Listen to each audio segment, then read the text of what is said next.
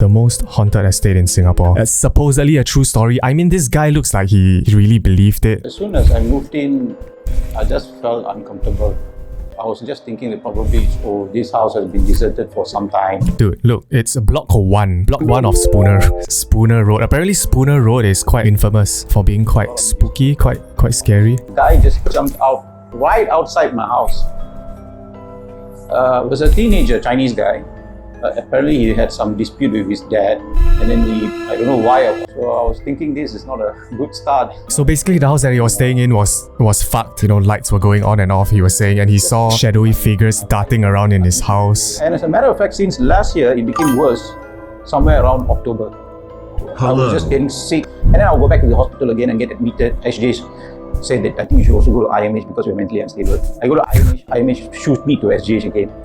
So left, right, center. Yeah, I don't know, man, but it's a bit sad, right? I mean, if it's true, if he really saw a ghost or he saw something in his house, who can he explain it to? Who can he seek help? I mean, medical staff are definitely gonna shoot him down, saying he's like mentally not stable. It's only after we come in here that all these things gradually came. And then I started seeing figures darting about, someone standing there, something moving into the toilet path, even in the day. Okay, look, so this is a picture he took. He was sitting in his room, right? I don't know how they got this image. I mean, hey, it may or may not be a doctored image. Mr. Ace felt like he was being watched and took a photo of the doorway. The photo, when brightened, seems to show a silhouette of a figure. I don't really see the figure, but yeah, they'll show more footages of the house later. And he said that whatever is here will not go.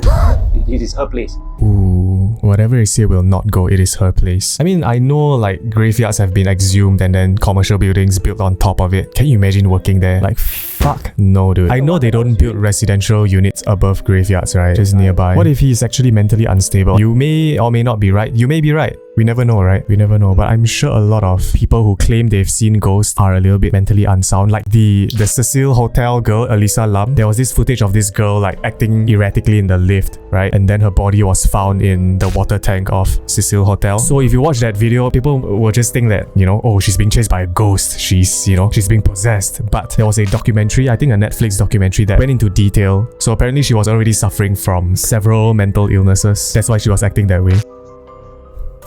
Also, who the hell labels their bedroom? Do you have 20 rooms in your house? Hey, this is bedroom 2, yeah? When I started hearing the sobbing, so this is where he lives. It's coming from above. But then 3 hours at night, that's when I started getting worried. So he heard crying and laughing sounds in this bedroom 2. I can't forget this name Wong. He came here and we did the cleansing, and that's when he got the medium to get into a trance and communicate with the so-called spirit inside. He said it's a lady and she commands all the spirits in these 2 blocks, this area itself. He was living with the big boss, the boss of all demons. This spirit controls all the other spirits in the neighborhood. God damn. Honestly, if I were him, I would have just left the place immediately. You know, I wouldn't even... Why would I want to stay in a haunted? I mean, maybe he's in a tight financial situation, so it didn't allow him to do so. But damn, man. I understood that I'm just helpless, you know. There's nothing I could do. Until that one fine day when I saw the old Malay lady naked, covered with sauce in the toilet. He saw a naked Malay old lady covered in sauce.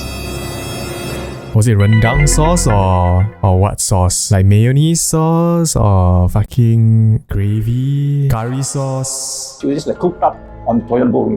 And I'm looking at her and I'm thinking, this lady by somehow through the window came into the toilet or what? Is it a human? Or, you know, there were these questions going in my head. I knew that something was wrong, and that smell, that horrid smell.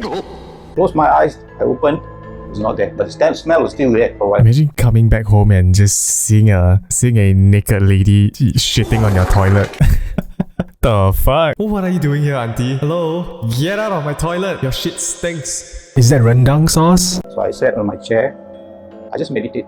He's so mentally tough. Can you imagine though? This guy he sounds strong, like he's so brave. What would you do? What would any of us do? We would have bolted out of that house ASAP. Like even me, just seeing cockroaches, I would leave my house like immediately. This guy saw a old Malay grandmother ghost taking a shit in his toilet, and he still has the balls to go to the living room, sit down and meditate there. What? And while Wong was here, I had this voice telling me to get the ring. But the voice was not like compromising or something that was seeking help. It was more like demanding, you know, and threatening me, like, you should get the ring, it's my ring, and that kind of thing. Then I went in, couldn't get in the first. I was thinking, that's strange because if you look There's nothing there. So I try to push, try to break, try to pickle in, nothing. Then I had to call a handyman and then broke inside. Ring was there. There was a. Oh wow! So he actually found the ring. Is this the actual ring? What is it? And just nice, there's a spider in the ring. Wow! What are the odds? Okay, that's where I buried the ring. Oh, he buried the ring. The 2 banana trees that you see. When I came back home, everything was fine. So let's see. 1 Spooner Road. It's here, right? Let's have a look at this haunted house. Let's have a look. Here? Oh yeah, there we go. Yeah, is this block? This is the block. Oh, the banana tree. Wait, the banana tree is there. Where did he point? He pointed here, right? Somewhere here. Blue, on the blue fence. Blue fence is here. So it's somewhere here. Yeah, it's here. But I don't see any banana trees though. I mean, honestly, it doesn't look that scary in the day, but it's definitely an old block. I think I read a YouTube comment and it said that this block was actually, it wasn't actually a residential unit at first. A bit of history about these flats. It was built by HDB in the 80s for KTM and was formerly the quarters for KTM and Royal Malaysia Customs staff working at the Tanjong Pagar railway station. Only a fraction of these flats are occupied during the Malaysian years, which probably explain that those unoccupied for long periods of time may attract jinns, spirits to live in them. When HDB opened them up for rental units, it probably disturbed the peace of these spirits. It's really interesting to see these units in their original condition as they weren't subjected to the HDB upgrading. Interesting.